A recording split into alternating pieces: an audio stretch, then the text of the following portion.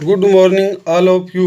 आज विद्यार्थियों 10th class की एक्सरसाइज हम 3.5 करेंगे, जिसके अंदर मेन मोटिव होगा हमारा क्रॉस मल्टीप्लिकेशन मेथड। यानी क्रॉस मल्टीप्लिकेशन मेथड होता क्या है, ये बेसिकली आपको बता रहे हैं विद्यार्थियों। जैसे ये आपकी जनरली इक्वेशन होती है a1x plus b1y plus c1 equal to 0, a2x plus b2y plus c2 equal to 0, यानी इक्वल टू 0 होगा। तो हम क्या करेंगे, इनको इस फॉर्म में लिख देंगे विद्यार्थियों। जैसे b1 बाई b2 बाई नहीं b1 b2 c1 c2 a1 a2 b1 b2, b1 से शुरू किया, b1 पे ख़त्म। यहाँ x y और 1। अब x के नीचे क्या आएगा, इन दोनों की multiply b1 c2 minus b2 c1, जो ये यहाँ लिखा हुआ है। इसी तरह से यहाँ y के नीचे इन दोनों की multiply c1 a2 minus c2 a1, जो ये लिखा हुआ है। इसी तरह से इन दोनों की multiply a1 b2 minus a2 b1 1 by. अब इसको सॉल्व करेंगे, x का मान निकालेंगे तो इन दो को ले लेंगे, y का मान निकालेंगे तो इन दो को ले लेंगे। बाकी हम एक सम करेंगे, उससे ज़्यादा सीख पाएंगे विद्यार्थियों।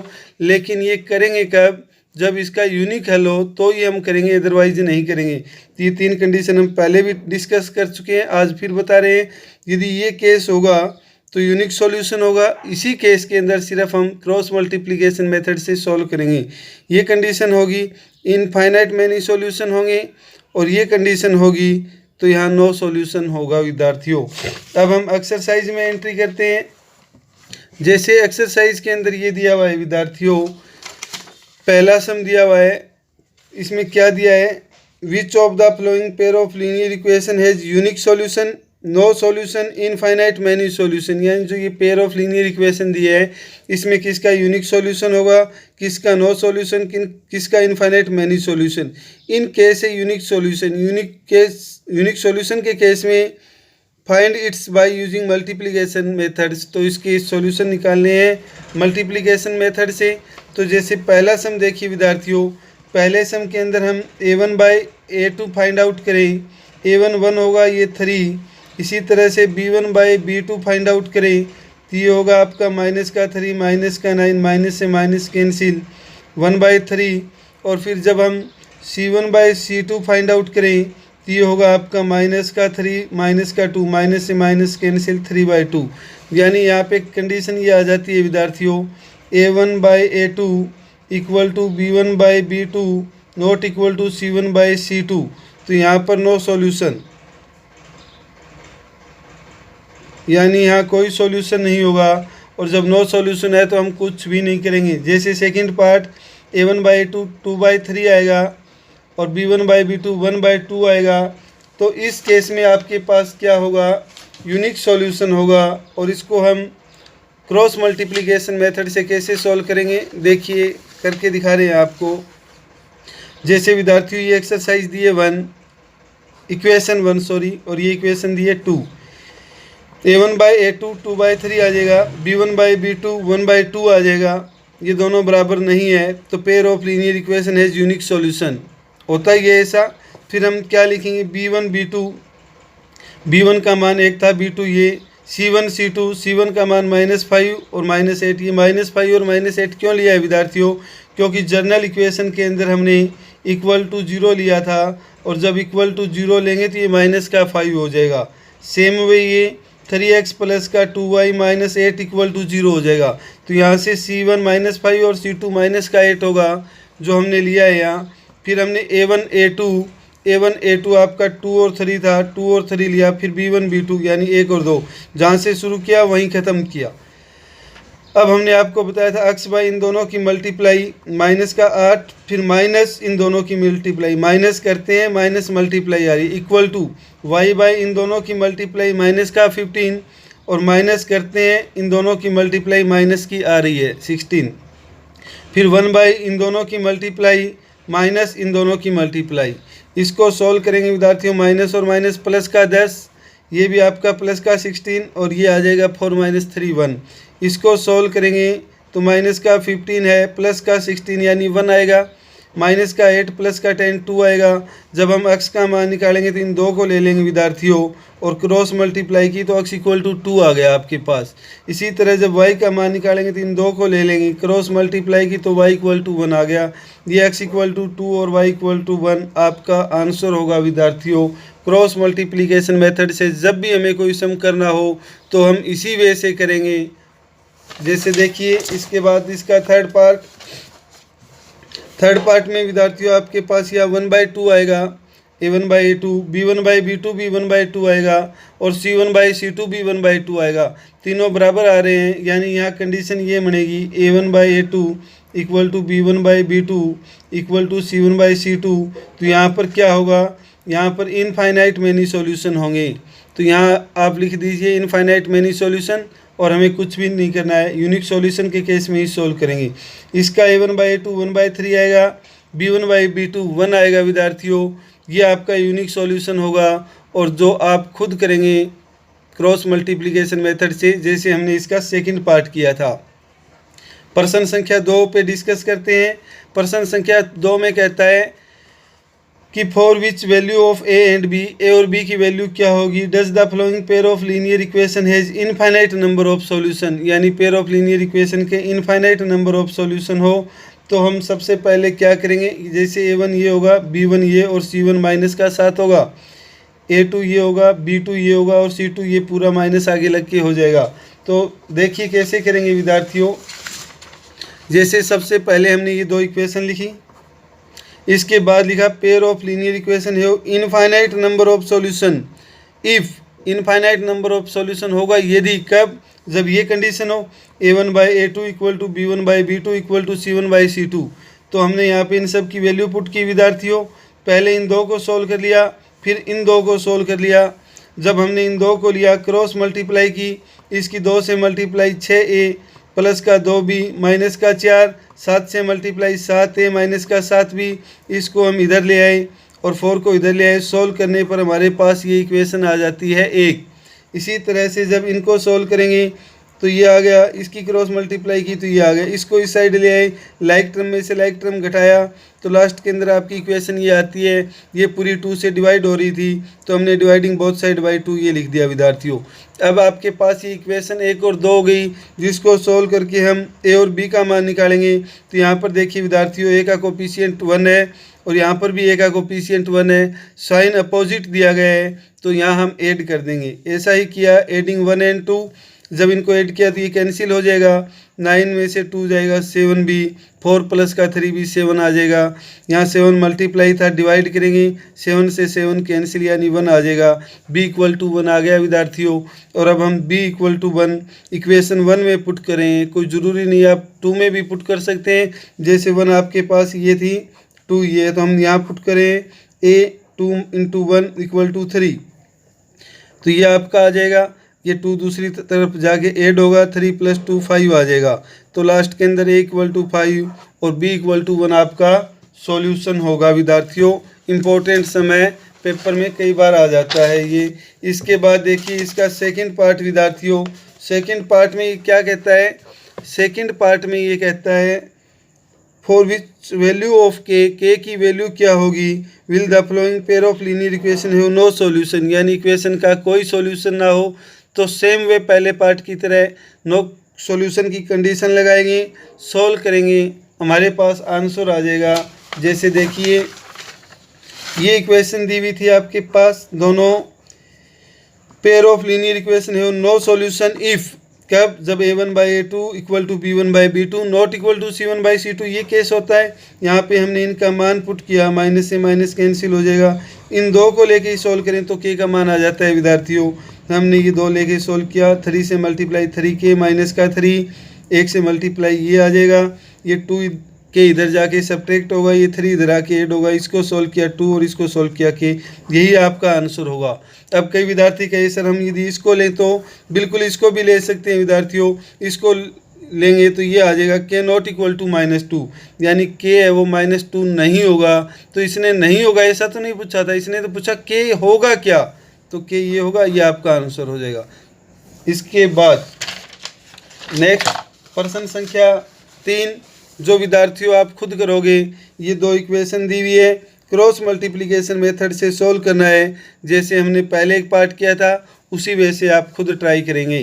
प्रश्न संख्या 4, from the pair of linear equation in the flowing problem find the solution by any algebraic method. किसी भी एल्जेब्रिक मेथड से इनको सॉल्व करिए।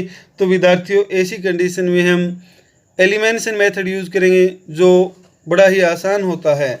जैसे देखिए पहला पार्ट इसका क्या कहता है, पहले पार्ट में ये कहता है a part of monthly hostel charge is a fix. कोई हॉस्टल चार्ज है उसका मंथली एक पार्ट है वो फिक्स है, यानी आप चाहे एक दिन रहें, 2 दिन रहें या 2 महीने रहें वो लगेगा। और the remaining depend on the number of day one has taken food in this mess. बाकी इस पे डिपेंड करता है कि मेस में कितने दिन आपने भोजन लिया है। When a student a taken food for 20 days, एक विद्यार्थी ने 20 दिन भोजन लिया और 1000 रुपये पे किए। सेकंड बी विद्यार्थी ने 26 दिन भोजन लिया और 1180 रुपये चार्ज पे किए। Find the fix charge and the cost of food per day. दोनों ही चीज़ मान लेंगे विद्यार्थियों हम। Let the fix charge of hostel ₹X और let the charge of food per day Y मान लेंगे।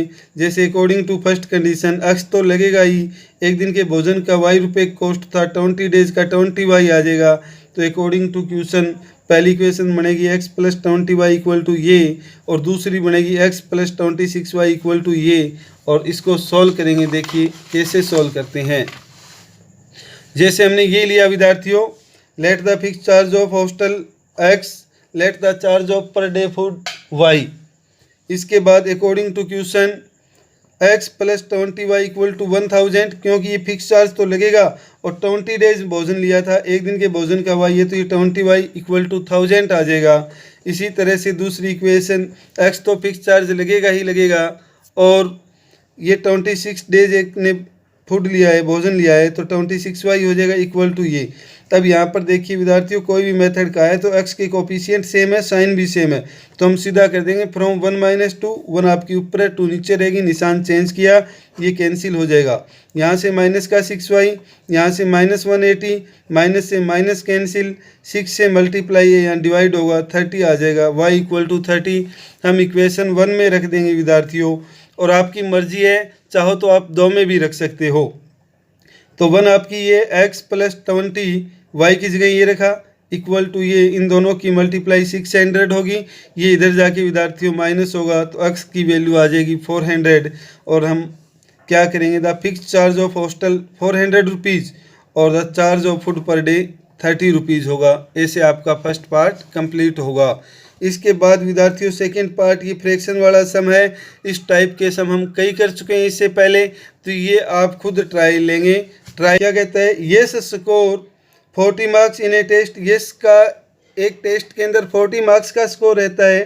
Getting 3 marks for each right answer, right answer के लिए उसको 3 मार्क्स मिलते हैं। और losing 1 marks for wrong answer, wrong answer के लिए उसका 1 नंबर लॉस होता है यानी माइनस होता है। Had 4 marks been award for each correct answer, यदि 4 नंबर उसको सही आंसर के लिए मिले। 2 marks has been deduct for each incorrect answer, और 2 नंबर उसके गलत आंसर के लिए कटे। Then Yash would have score 50 marks, तब यस का स्कोर है वो 50 मार्क्स होता है। How many question were in the test, इस टेस्ट में कितने % थे। तो विद्यार्थियों हम मान लेंगे सबसे पहले, let us given right answer in a test x और let yes give wrong answer in a test y, और total number of question in a test आ जाएगा x + y। पहली कंडीशन के अकॉर्डिंग और दूसरी कंडीशन के अकॉर्डिंग इक्वेशन बन जाएगी, सॉल्व करेंगे आंसर आ जाएगा। जैसे देखिएगा विद्यार्थियों हमने क्या किया, सबसे पहले यही माना let yes give right answer x और let yes give wrong answer in a test y। Total number of question x + y। पहली कंडीशन राइट आंसर पे उसको 3 मार्क्स मिलते हैं, x क्वेश्चन 3 की है तो 3x उसको मिले, और रॉन्ग आंसर पर 1 क्वेश्चन लॉस होता है। इसने y रॉन्ग किए तो 1 × y इसमें से घटा देंगे तो उसका स्कोर 40 मार्क्स आता है। सेम वे विद्यार्थियों, यदि उसको राइट आंसर पे 4 क्वेश्चन मिलते, x क्वेश्चन राइट किए तो 4x, लॉस 2 मार्क्स का होता, y रॉन्ग किए तो 2y माइनस होता, तो ये स्कोर 50 होता विद्यार्थियों। ये पूरी इक्वेशन 2 से डिवाइड हो रही है, हमने डिवाइड किया 2 से, तो यहाँ 2x minus Y equal to 25 आ जाएगा विद्यार्थियों। ये इक्वेशन 1 और ये इक्वेशन 2। यहाँ पे देखिए वाई के कोफिशिएंट सेम है और साइन भी सेम है, तो हम यहाँ सब्ट्रैक्ट कर देंगे फ्रॉम 1 माइनस 2। ये इक्वेशन 1 लिखी, ये 2 के निशान चेंज होंगे विद्यार्थियों, इसके निशान चेंज होते हैं। तो ये प्लस था माइनस, माइनस था प्लस, प्लस था माइनस, तो ये कैंसिल हो जाएगा। 3 में से 2 जाएगा x, 40 में से 25 जाएगा 15, x इक्वल टू 15 आ जाएगा विद्यार्थियों। और ये x इक्वल टू 15 हम इक्वेशन 1 में पुट करते हैं, चाहे तो आप 2 में भी कर सकते हैं। 3x दिया था, x की जगह 15 लिखा, माइनस वाई इक्वल टू 40, इन दोनों की multiply 45 minus Y equal to ये y इधर आके प्लस हो जाएगा, 40 इधर जाके माइनस, यानी y का मान 5 आ जाता है। तो मैंने सीधा ही लिख दिया total question in a test.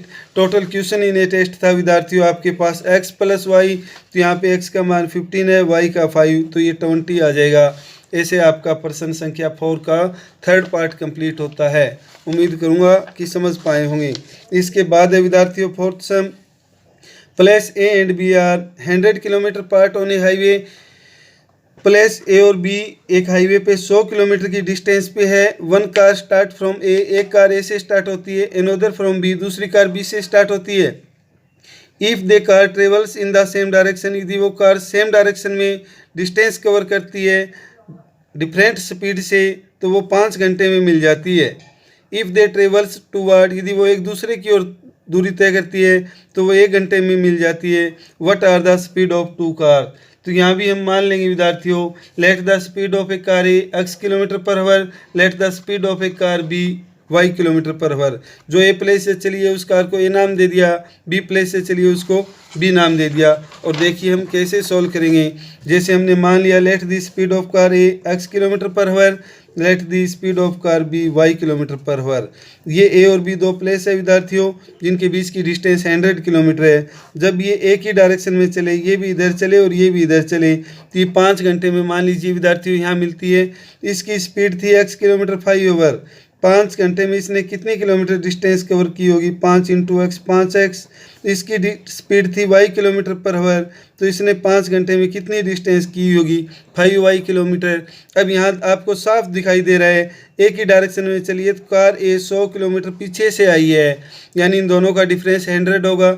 ऐसा ही हमने किया according to question. 5x minus 5y equal to 100, 5 से डिवाइड कर दिया, x minus Y equal to 20, equation 1 होगी। दूसरी कंडीशन में कहता है जब ये टूवर्ड यानी एक दूसरे की ओर चले तो वो 1 घंटे में मिल जाते हैं। मिलने का मतलब ये पूरी डिस्टेंस कवर होगी, ये 1 घंटे में x किलोमीटर डिस्टेंस कवर करेगी, ये 1 घंटे में y, और x प्लस वाई क्या हो जाएगा आपका 100 हो जाएगा, क्योंकि मिलेगी तो तभी ना जब ये पूरी डिस्टेंस कवर हो जाएगी। तो ये पूरी डिस्टेंस 100 किलोमीटर है। तो ऐसा ही किया and x plus Y equal to 100। फिर देखा विद्यार्थियों यहाँ पे दोनों के कोफिशिएंट सेम है, यहाँ पे साइन सेम है, यहाँ पे साइन अपोजिट है, तो चाहे तो हम सब्ट्रैक्ट भी कर सकते हैं, चाहे तो हम ऐड भी कर सकते हैं। तो यहाँ हमने ऐड किया तो ये कैंसिल हो जाएगा, 2x इक्वल टू 120 आएगा, 2 से इसको डिवाइड कर दिया, ये 60 पे जाएगा विद्यार्थियों, x इक्वल टू 60 होगा। अब हमने put x equal to 60 in equation 1, equation 1 में पुट किया है, आप चाहें तो 2 में भी कर सकते हैं। यहाँ x की जगह 60 रखा, माइनस वाई इक्वल टू 20।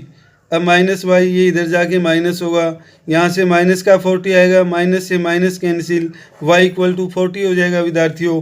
तो इसके बाद हम लिख देंगे the speed of car A 60 kilometre per our, speed of car 40 kilometre per our. इसी के साथ आपका फोर्थ सम का फोर्थ पार्ट कंप्लीट होता है। लास्ट पार्ट देखिए फिफ्थ में क्या कहता है, the area of rectangle get reduce by 9 square unit. Reduce होता है कम होना, यानी एक रेक्टेंगल का एरिया है वो 9 स्क्वायर यूनिट कम हो जाता है। If its length is reduce by 5 unit, यदि उसकी लेंथ को 5 यूनिट कम कर दें, ब्रेथ को 3 यूनिट इंक्रीज कर दें यानी बढ़ा दें, और we increase the length by 3 unit, यदि हम लेंथ को 3 यूनिट बढ़ा दें और ब्रेथ को 2 यूनिट बढ़ा दें तो एरिया है वो 67 स्क्वायर यूनिट बढ़ जाता है विद्यार्थियों।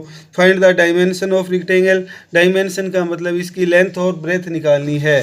तो कैसे करेंगे देखिए, ये भी विद्यार्थियों हम मान लेते हैं सबसे पहले let the length of rectangle x unit, let the breadth of rectangle y unit. इसके बाद area of rectangle length into breadth होता है, तो इन दोनों की मल्टीप्लाई की, ये एक्स वाई यूनिट स्क्वायर आ जाएगा, या चाहे तो आप ऐसे भी लिख सकते हैं स्क्वायर यूनिट, एक ही बात है दोनों। अकॉर्डिंग टू क्वेश्चन इसने कहा था जब इसको 5 यूनिट रिड्यूस कर दें लेंथ को, तो रिड्यूस का मतलब कम होता है, कम किया, और एरिया ये ब्रेथ को 3 यूनिट इंक्रीज कर दें, ये इसको ब्रेथ को 3 यूनिट इंक्रीज किया, तो लेंथ इनटू ब्रेथ यानी जो ये एरिया है, जो आपको एरिया दिया हुआ था वो 9 यूनिट कम हो जाता है, तो हमने इसमें से 9 कम कर दिया, अपना एरिया ये है और दिए हुए के अकॉर्डिंग ये होगा। इन दोनों की मल्टीप्लाई की, एक्स वाई प्लस का 3x माइनस का 5y माइनस 15 इक्वल टू ये एक्स वाई से एक्स वाई कैंसिल होगा, 3x माइनस 5y, ये 9 आपका माइनस था, ये 15 इधर जाके प्लस हो जाएगा। इन दोनों को सोल्व किया, ये आपकी विद्यार्थियों इक्वेशन 1 हो जाएगी। इसके बाद सेकंड में दोनों को भी बढ़ाया गया था, तो लेंथ को भी 3 यूनिट बढ़ाया, ब्रेथ को भी 2 यूनिट बढ़ाया, और एरिया भी आपका 67 यूनिट बढ़ेगा, ये दिया हुआ है। तो फिर हमने इसकी x से मल्टीप्लाई की, ये आ जाएगा, 3 से मल्टीप्लाई की, ये इक्वल टू ये एक्स वाई से X Y cancel, 2x plus 3y, ये 6 इधर जाके माइनस होगा, ये इक्वेशन आ जाएगी आपकी सेकंड विद्यार्थियों। अब हमने देखा फर्स्ट और सेकंड में ना तो x का कोफिशिएंट सेम है ना y का कोफिशिएंट सेम है। सेम करने के लिए हम चाहें तो इसको 2 से और इसको 3 से भी मल्टीप्लाई कर सकते हैं, और चाहें तो इसको 3 से और इसको 5 से भी मल्टीप्लाई कर सकते हैं। तो हमने इसको 3 से और इसको 5 से मल्टीप्लाई किया, मल्टीप्लाई करने के बाद y के कोफिशिएंट सेम होंगे, इनका साइन अपोजिट है तो हम ऐड कर देंगे। ऐसा ही लिखा, multiply 1/3 second by 5 after multiplication 1 + 2। तो ये विद्यार्थियों आपकी 1 इक्वेशन थी। 3 से करेंगे 3 9 माइनस का 3x, 3 से मल्टीप्लाई किया 9x minus 15y equal to 18, यही है। और जब इसको हमने 5 से किया 10x plus 15y equal to 305, यही है। जब हमने ऐड किया तो ये कैंसिल हो जाएगा, इन दोनों को ऐड किया ये आ जाएगा, इन दोनों को ऐड किया ये आ जाएगा। 19 से इसको डिवाइड किया तो ये विद्यार्थियों आपका 17 पे जाएगा। x इक्वल टू 17 आपका मान होगा x का। अब x का मान हम इक्वेशन 1 में पुट करते हैं, 50 यानी 3x दिया हुआ था, ये देखिए 3x दिया है। जब x की जगह हम 17 रखेंगे तो 3 × 17 51 होगा, माइनस 5y इक्वल टू 6। दूसरी साइड जाके ये माइनस होगा, माइनस का 45, माइनस से माइनस कैंसिल, 5 से हमने डिवाइड किया, y9 आ जाएगा विद्यार्थियों। और y9 आते ही लास्ट में लिख देंगे length of rectangle 17 unit, breadth of rectangle 9 unit. और इसी के साथ विद्यार्थियों आपकी एक्सरसाइज 3.5 कंप्लीट होती है, जो आप फिर नोटबुक में पूरी करेंगे। धन्यवाद।